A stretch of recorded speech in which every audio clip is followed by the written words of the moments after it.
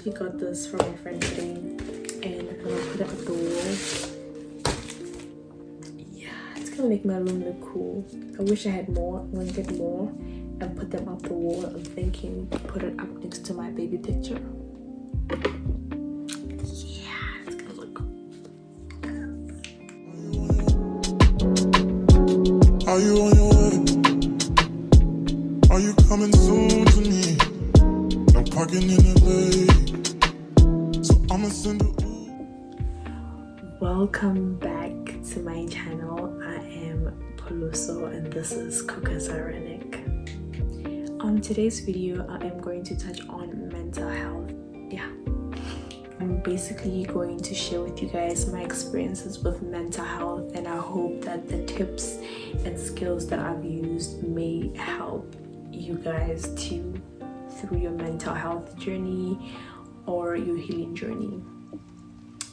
Okay, a little background is that I lost my mother when I was 18 in 2021, and I've basically been on a journey to rediscover myself and to heal and to grieve in a positive way. One of the first steps to healing is accepting that you have a problem, accepting that you are in the space that you're in, is accepting that your mental health is not in a good place. Acceptance is very important, because without accepting that you are not okay, you cannot see that you're not okay, and you won't be able to find healing or find skills that will help you through that. If you don't diagnose yourself or you don't get diagnosed, you won't know what medication to take. It's the same thing as like healing or not being okay mentally. If you don't know or if you don't accept that you're not okay, then you're probably not gonna wanna heal. You can't heal something that's not there. One of the hardest things that I've learned is that if you actually want to learn your coping skills and to progress with living successfully with your mental illness, is that you have to take action. You have to take action. And by action, it can be whether removing yourself from toxic environments and from people that just don't serve you anymore, or it's just living for yourself or going to therapy. You can sit around and vent forever, but you can't sit around and vent forever. It gets exhausting for the people that are on the receiving end, the people that are listening to you speak. It can get exhausting and draining, and you can become a burden to those people. At the end of the day, we're all human beings. Not everybody's a therapist, and it can get very overwhelming to be there for somebody else. Sometimes people want to listen to you vent, but then they also have a lot going on in their lives too. And I'm not saying that having drained mental health or a bad mental health is a burden to people. I'm just saying that if you have the resources or if you have access to help and you just don't take that opportunity to find healing or find help, that itself becomes a burden. That's when it becomes a serious burden, when you have everything that you need to get help but you're not taking the opportunity. In a lot of experiences, in my experience, I have been very angry. I feel like when you are in a bad space mentally, you become such an angry person yourself, and it's not that you do it intentionally, it just happens. You snap at people. In order to heal, you cannot hate the experiences that shaped you into the person that you are today. You have to make peace with them. If you don't make peace with them, you will unintentionally project your anger, frustrations onto the innocent people, the people around you, and you're gonna push people away. Instead, you can switch the energy to energy of gratitude. And don't get me wrong, I'm not saying that what has happened to you is not bad, but what I'm saying is that you deserve inner peace. And when you have inner peace, everything else it's going to be peaceful, because the only thing that matters is how you feel inside and not what other people can see or what other people feel that you feel. It's all about you and you. Energy transfer is a real thing. Stop letting people who are at war with themselves lower your vibration. Protect your peace. Your happiness is essential. Okay, your self-care is a necessity. One of the other things that I have learned is that when you heal, you change into somebody else. You will never stay the same. You're gonna change. And it isn't because you want to change, but it's just that the person you were could no longer survive as the person you were. Just let it go and let the new you happen, because it has to happen. There's a reason why people go through the things that they go through.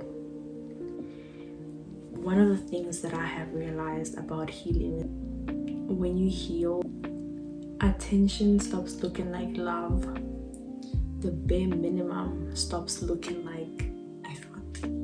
Attachment stops looking like a connection. There's a difference between a connection and an attachment. An attachment, I'm talking about, what do you call these? Trauma bonding. A lot of people trauma bond when they're going through a lot. It's very dangerous. A lot of people do that and they feel like trauma bonding is like support, but it's actually not. It's just trauma bonding. Enlargement stops looking like intimacy. Also, when anger takes over, when you're going through it mentally, you stop pretending to be savage. I have been through this where I would snap at people, I would act savage. I feel like it's some sort of like coping mechanism just to act tough, to tell people to like back off because you're trying to protect yourself. And then to be savage won't heal the hole in your heart. Healing comes from gathering wisdom from past actions and letting go of the pain and suffering from the past. If there is no pain, then there is no healing. There is no healing, then there is no learning. Some people will not like the new you. They won't like the person you turn into when you heal because it does not serve their needs anymore. The person that you are becoming or the person that you have become may not cater to their toxic behaviors anymore. The person that you're going to become or you are becoming may be a different type of person, maybe a person that stands their ground, maybe a person that doesn't take what they used to take. You don't tolerate what you used to tolerate in the past, and that can frustrate the people that used to benefit from you, letting them get away with so much. But it's up to you. Are you gonna stick around and entertain these people, or are you just gonna carry on with your healing and just move on and keep choosing yourself? Because at the end of the day, when you go back to your room, it's you and you, honey. Another thing that I've learned is that people will always admire the best things about you when they just met you. Like when people just met you, they will love the best things about you. They will admire your strength, your courage, your drive, everything beautiful about you. But as time progresses, they somehow, it's either they are inspired by you as time goes by, or they will despise you because they are intimidated by you.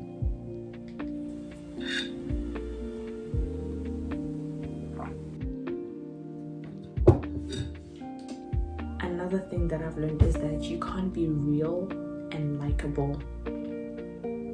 Those two don't mix. It's either you're likable or you're real. And I'm saying this because the energy of being real exposes everything that is not genuine. Anything that's not authentic will be exposed by the energy of realness. A real person is always very clear about what they want, who they want to be, what type of people they want to keep around, where they want to be, which can be very difficult in the world that we live in today, especially in today's generation. Oh my goodness, real is very rare. People don't have to mold themselves into a certain standard or a certain image, you know. If you're gonna be real, you have to maintain yourself and not try to blend in. Real people don't blend in, they don't care about blending in, none of that shit. So you're gonna have to choose. You wanna be real or you wanna be likable. A gentle reminder that your bare minimum, or that your bare minimum isn't always the bare minimum. I'm saying this because nothing in this world is easy. Everything in this world is very difficult to get. And I'm not talking about materialistic shit. Everything we do takes time, energy, and effort. Even the slightest little things, like literally getting out of bed and making the bed, takes energy, time, and effort, and you can't tell me it doesn't. If you feel like you're not doing enough, if you feel like you're not enough, always remember the circumstances that you're in at all times. Always ask yourself, what is available to me?